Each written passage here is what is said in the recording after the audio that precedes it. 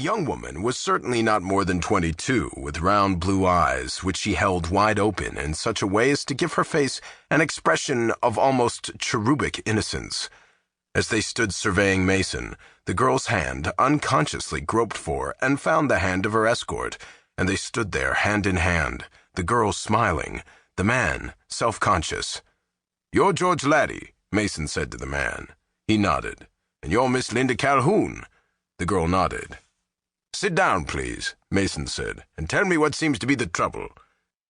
They seated themselves, and Linda Calhoun looked at George Laddie as though signaling him to break the ice. Laddie, however, sat looking straight ahead. "Well?" Mason asked. "You tell him, George," the girl said. Laddie leaned forward and put his hands on the lawyer's desk. "It's her aunt," he said. "And what about the aunt?" Mason asked. "She's going to get murdered." "Have you any idea who's going to commit the murder?" Mason asked. "Certainly," Laddie said.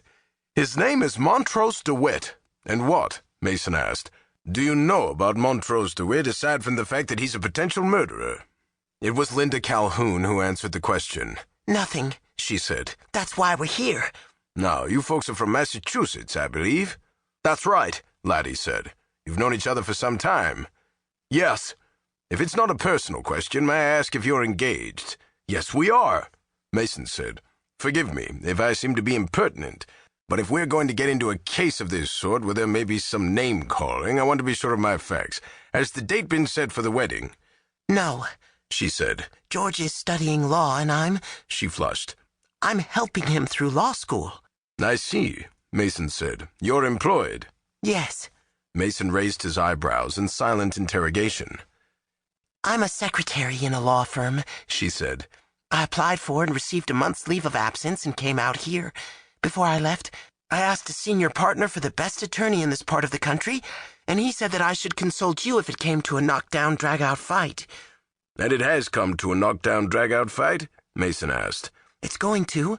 Mason looked at Laddie. "Now," he said, "as I take it, you young people came on here together. May I ask if you drove, came by plane, or—" "I drove," she said. "That is, I came with Aunt Lorraine, and George came out by plane when I telephoned him." "And when was that?" "Last night. He just got in this morning, and we had a council of war and decided to come to you." "Oh, right," Mason said. "That gives us the preliminaries. Now, tell me about Aunt Lorraine. What's her last name?" "Elmore, Elmore. Miss or Mrs.? "Mrs. She's a widow, and she's at the foolish age." "And exactly what is considered the foolish age?" "She'll be 48 on her next birthday." "And what has she done that indicates her foolishness?" "She's gone overboard," Laddie said. Mason raised his eyebrows. "In love," the young woman explained. Mason smiled. "I'd take it that people around 21 and 22 who are in love are perfectly normal, but they're supposed to have a corner on the emotion, and anyone above that age who falls in love is indulging in foolishness." Linda flushed. "Well, at that age," Laddie said, "well, sure." Mason laughed. "You two have all the arrogance of youth. Perhaps the best thing one can say for youth is that it's not incurable. Your aunt's husband died, Miss Calhoun?" "Yes." "How long ago?" "About 5 years ago. And please don't laugh at us, Mr. Mason. This is serious." Mason said, "I would say your aunt had every right in the world to fall in love." "But it's the way she did it," Linda protested. Laddie said, "Some adventurer is going to strip her of all her money." Mason's eyes narrowed. "Are you the only relative?" he asked Linda. "Yes."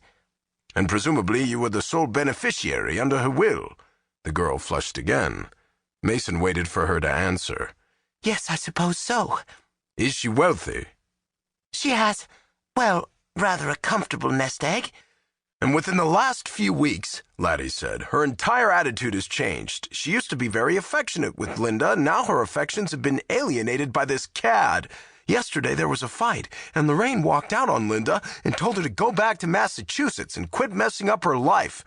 Mason said, "And just what is your interest in the matter, Mr. Laddie?" "Well, You're in love with Linda and expect to marry her." "Yes." "And perhaps you had been rather counting on Aunt Lorraine's nest egg coming in at some time in the future." "Absolutely not," he said. "I resent that. I was asking you."